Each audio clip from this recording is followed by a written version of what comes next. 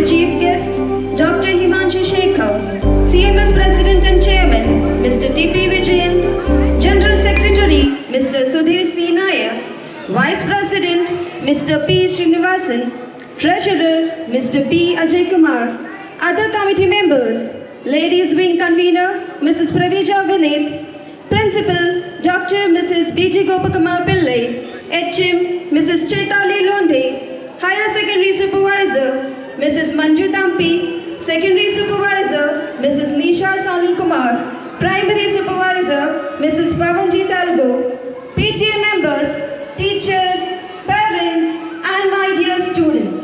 I, Mrs. Deepali Vaikole, welcome you all for the inauguration of Science Exhibition organized by... A very good morning and a warm welcome to one and all present over here.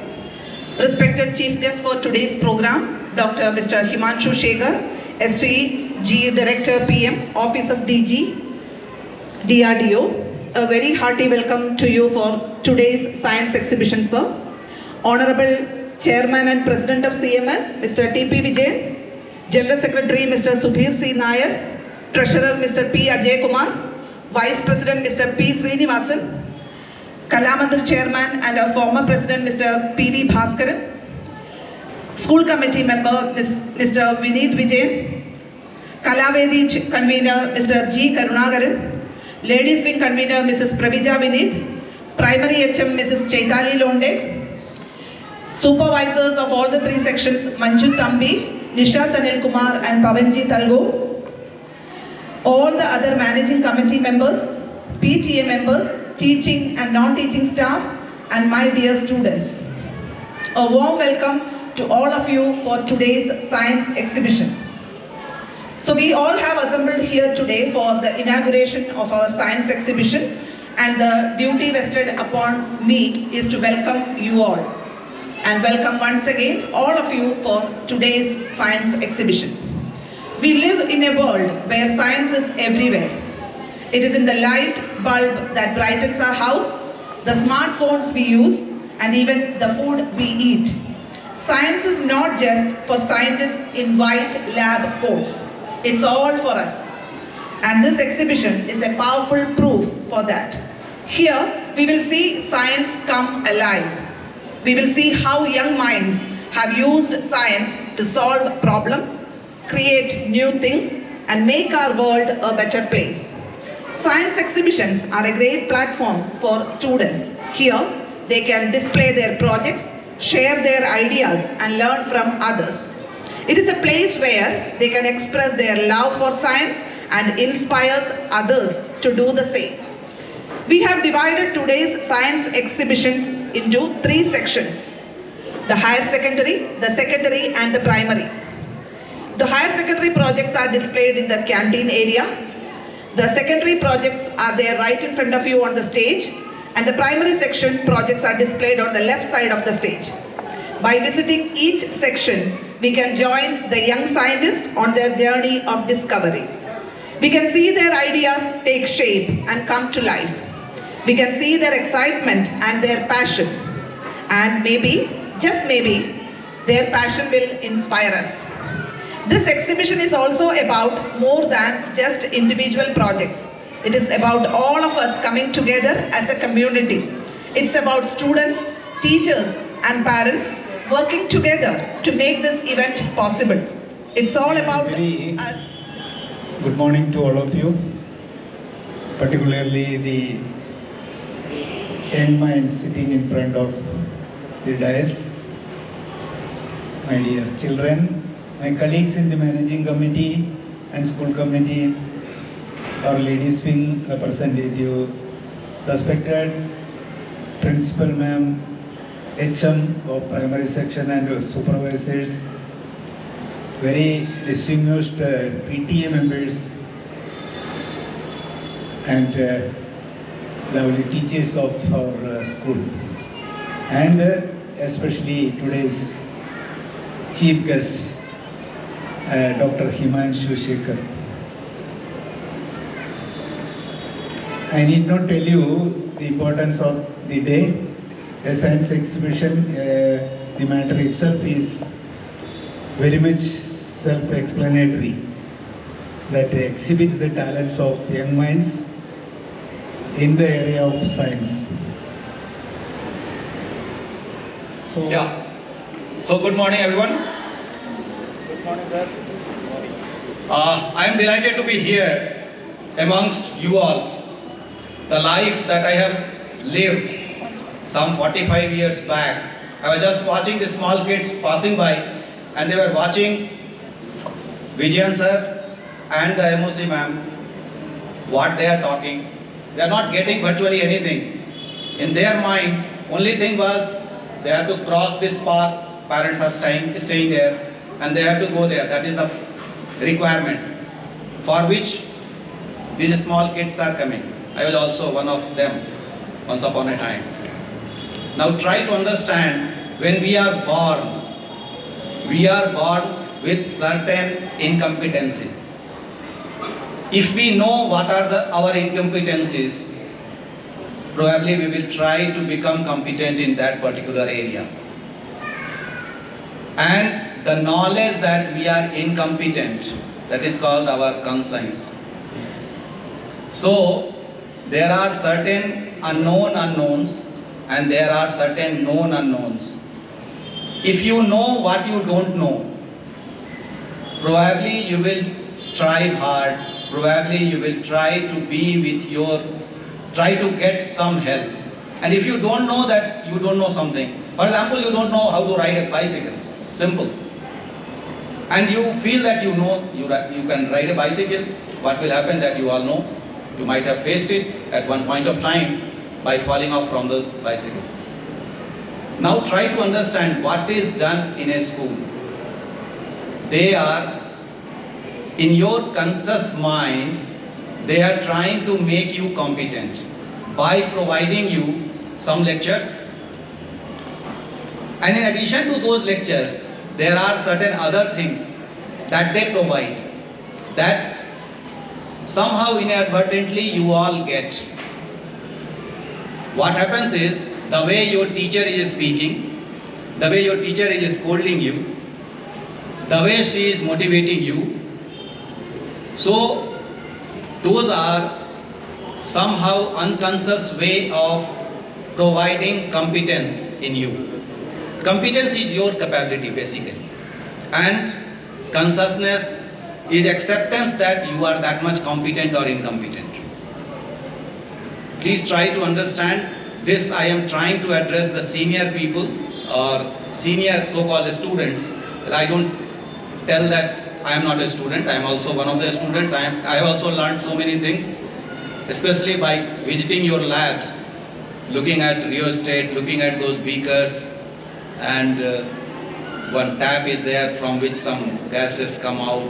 So I was just trying to recollect those things, and that recollection always helps, because how you all are learning, try to understand that fact.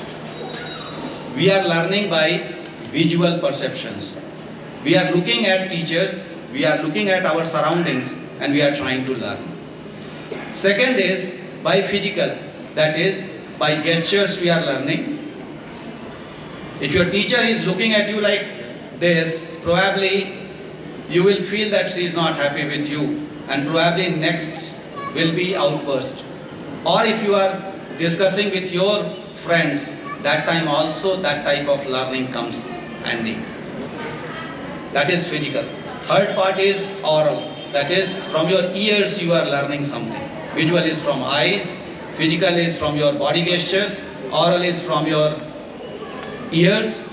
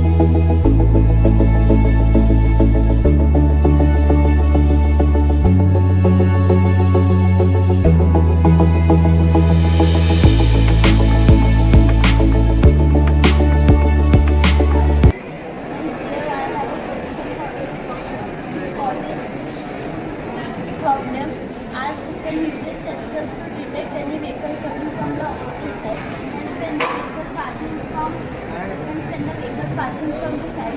The red light get burned and the sound will be generated. So the vehicle coming from this side will get alert and accident will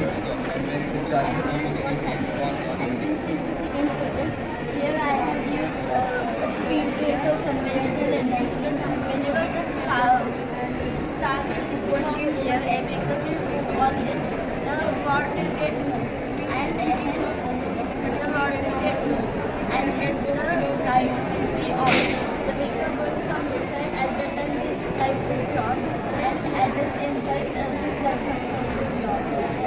Now the problem comes that in the daytime we don't use lights, so the battery, so the energy stored. So I have used the battery here, and in the night time then we can use That's what is required. Solar energy also similar type of problem.